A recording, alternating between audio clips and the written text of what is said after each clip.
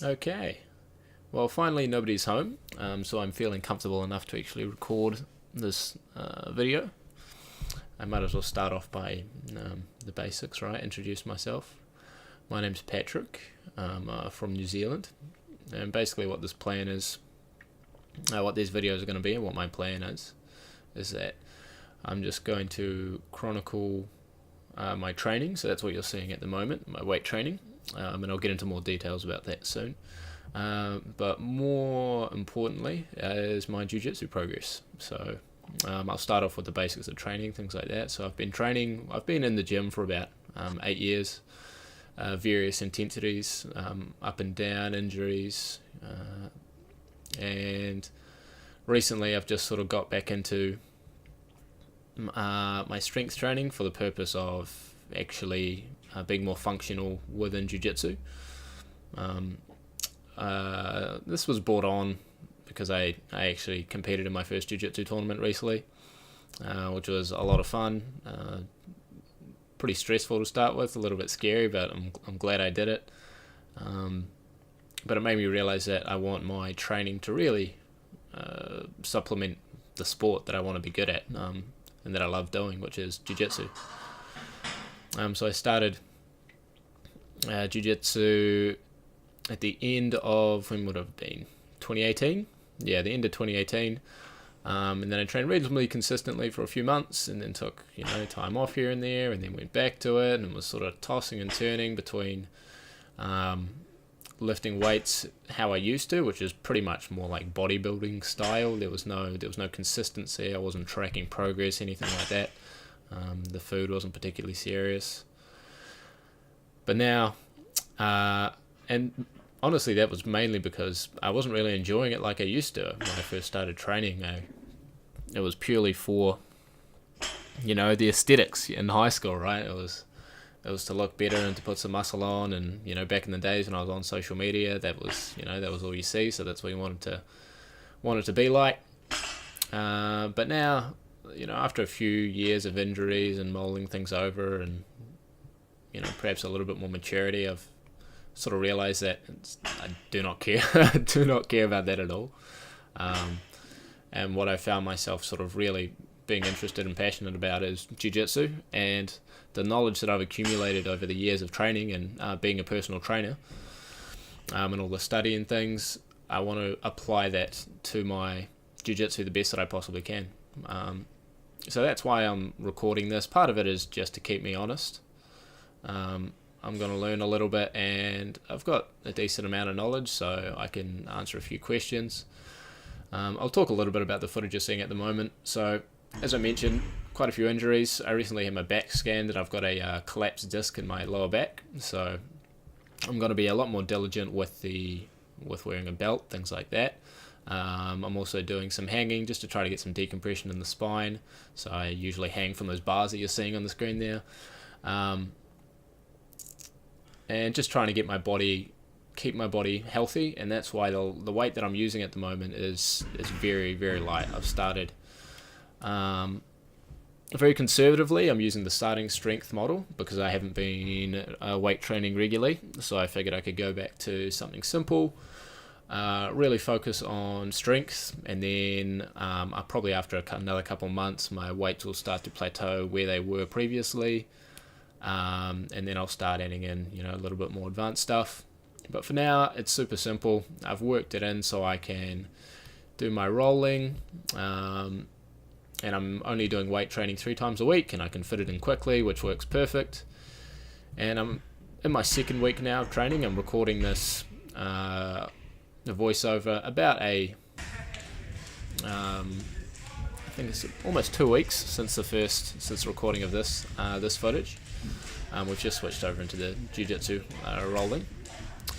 So I'll talk a little bit about this.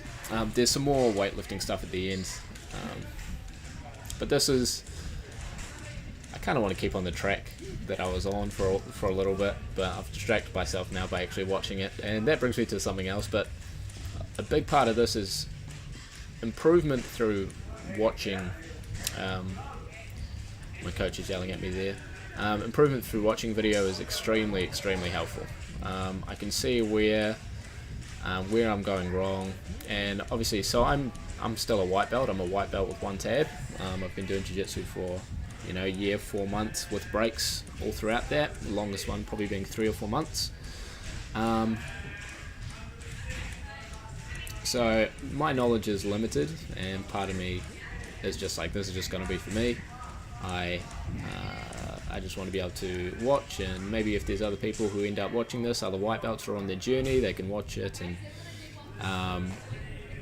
and see where there's things that needed to be done. If they spotted anything, perhaps they can learn. I'm going to talk about some of the stuff a little bit more in detail because this is the first video in the series.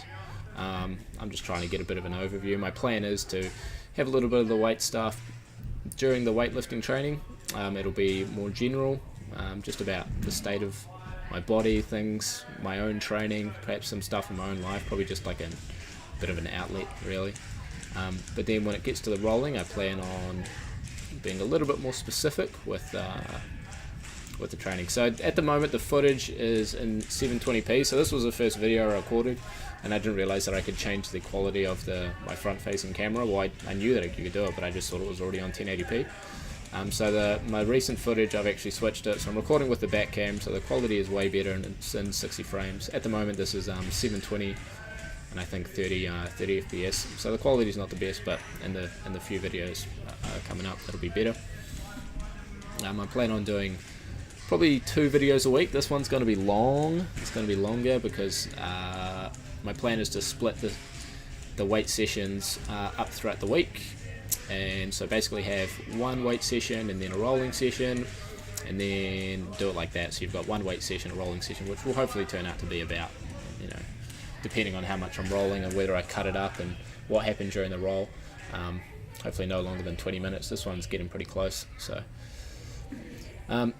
this rolling session here, I actually I tweaked an old injury in my upper back, and that was today. That was during the so this is a rolling at the end of the hour. The way that we jiu-jitsu do our training at this club is we do an hour of sort of technical stuff, and then after that we do the rolling. So today there was only me and Tiki, and he's a newer guy, extremely athletic, very strong. This was the first time I rolled with him.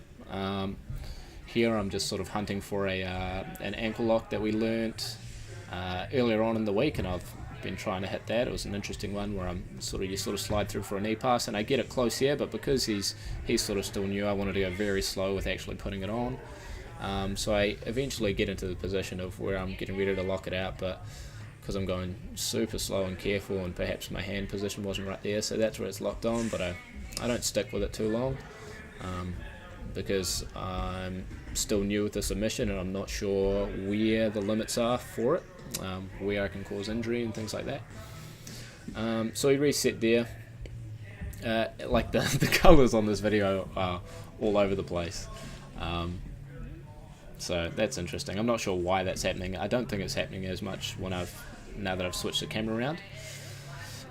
So yeah, Tiki, extremely strong. It was great rolling with him. It sort of tested me a wee bit. The injury is in my upper back, so my thoracic spine. So I'm in a lot of pain during this roll, and the night after this I did not get much sleep at all. I think I probably woke up 15 times just tossing and turning. And this situation that you see right here was something that I felt a lot. So at the moment, like, he was just crushing me in a head arm.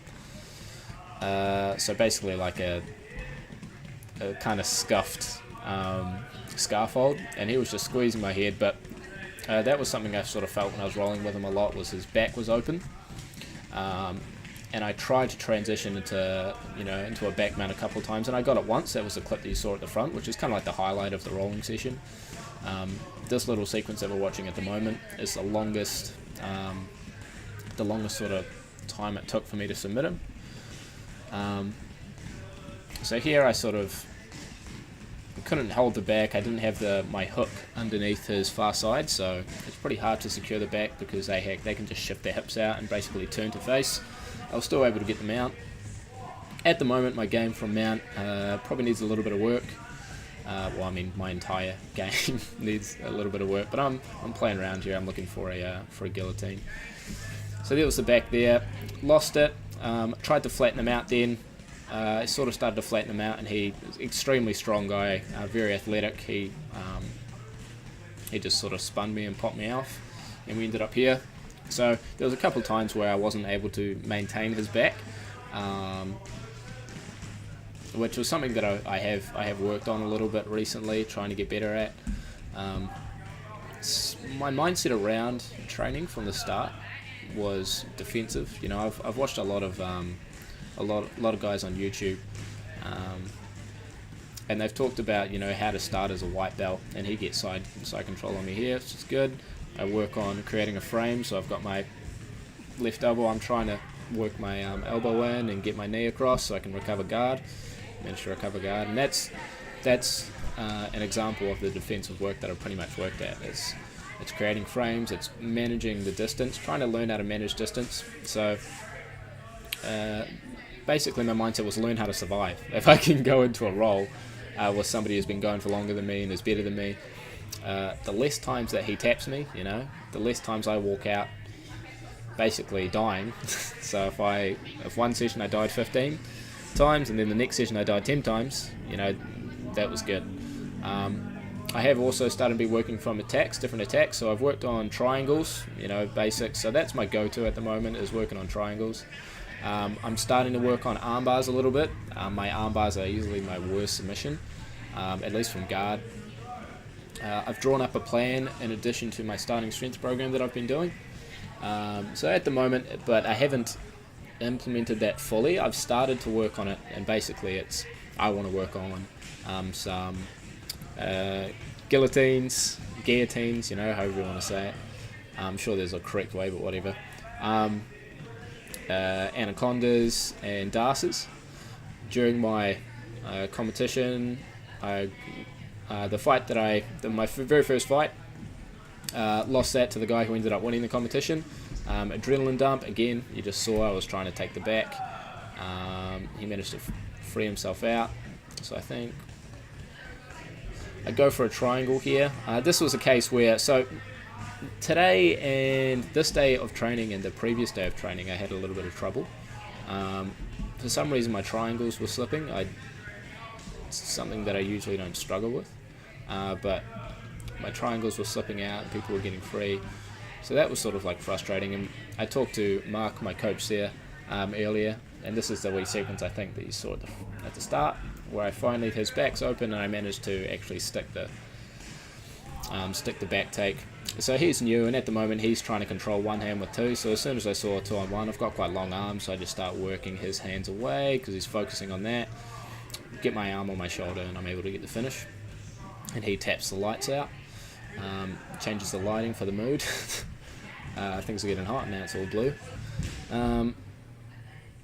And so yeah, at the moment it's just jumping around. We went off screen for a wee bit. So I fixed the camera angles as well, sort of how we approach. If I go off the mat, I sort of try to bring things a little bit closer to the camera just for the sake of footage and so I can see stuff. It's better for people, anyone that's watching as well. So in mount here, go for my triangle position. Now, I think he has his hand in there, and this is where I fucked up because I should have been a little bit more patient in that position. He did exactly what he should, you know. If somebody's going to go there, it was very slow. I felt quite awkward actually getting my leg there. Usually it feels more smooth. But as soon as he felt my base come off on that, the side trying to lock it up, he just switched me over. So yeah, defensive game, playing from the guard. I need to work on sweeps. That's something else I'll work on. So I'm sort of caught at the moment. Part of me wants to learn how to go a little bit more aggressive with submissions and the guillotines and the anacondas. Because the submissions that I won from, one was a triangle during the competition and the other one was an anaconda, which was really cool to do. It was really cool to get that in the competition because we'd been practicing that during my prep. So I'm sort of interested in doing that more, and I was getting guillotined a lot myself, so I was like, okay, if I can learn how to do this is kind of my mindset, if I can learn how to do this, and I can learn where I shouldn't be myself if I'm trying not to, you know, have someone crush my throat. I think this was the point where I had a Kimura locked up. Yeah, okay, so this was, I was fighting for a Kimura here. Tiki is obviously extremely strong guy. You see his arms, break coconuts with them.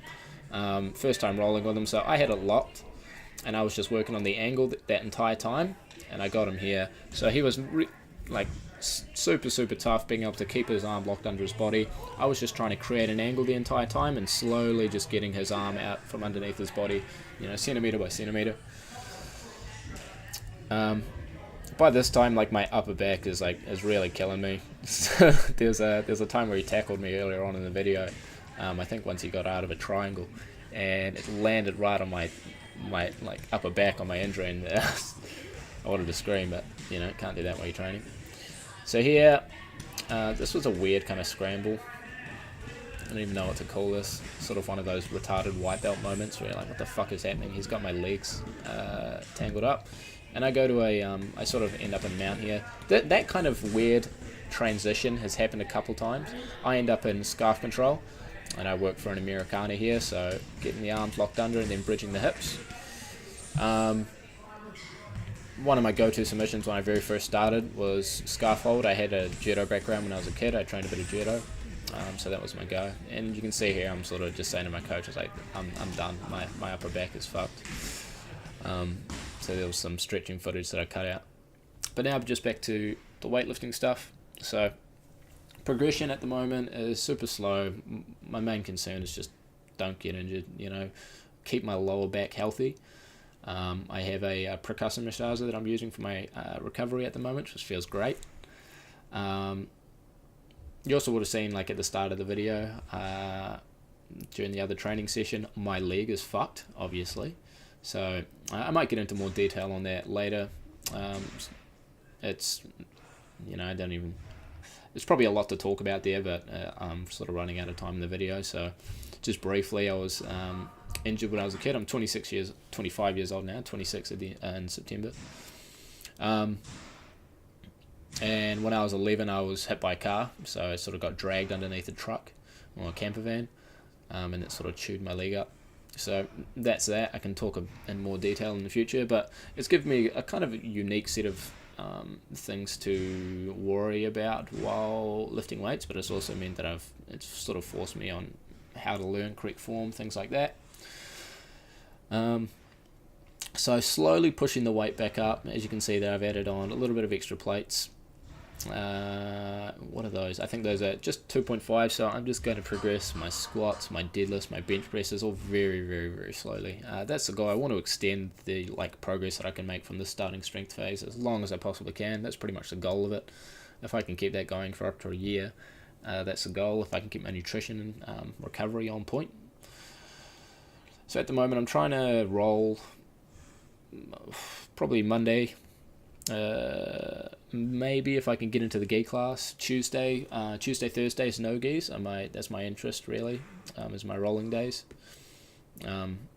Originally I was really into the gi, and now I've sort of fallen off that. I'm more interested in the no gi, but I've just gotten back into the gi training again to keep that the skill set up, and I can still practice all the same things. You know that if you're playing from no gi, all your grips are always going to be there when you transition into gi. So that's what I found last time I was at the gi class, was that I was still using a lot of the no-gi grips, but I just had a lot better control, especially from guard. I noticed that I was able to move people and keep them locked down a lot better than I usually would, and work on creating angles for submissions, arm bars, stuff like that, much better, just with all the tools that I had.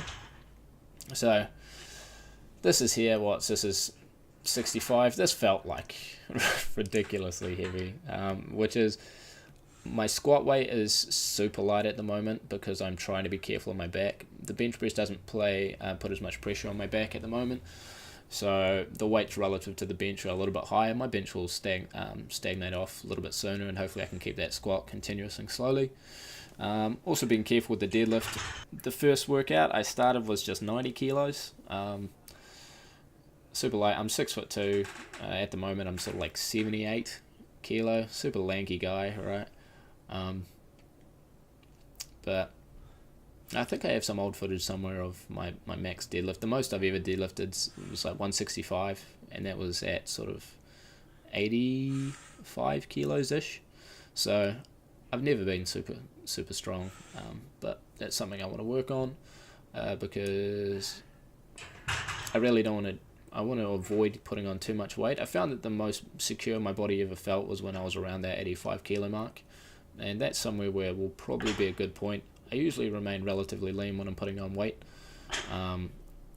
but at the moment where I'm at, the competitions usually range from it's done in 10 kilo increments, right? It's huge, so it's less than 80, and then it's between 80 to 90 kilos.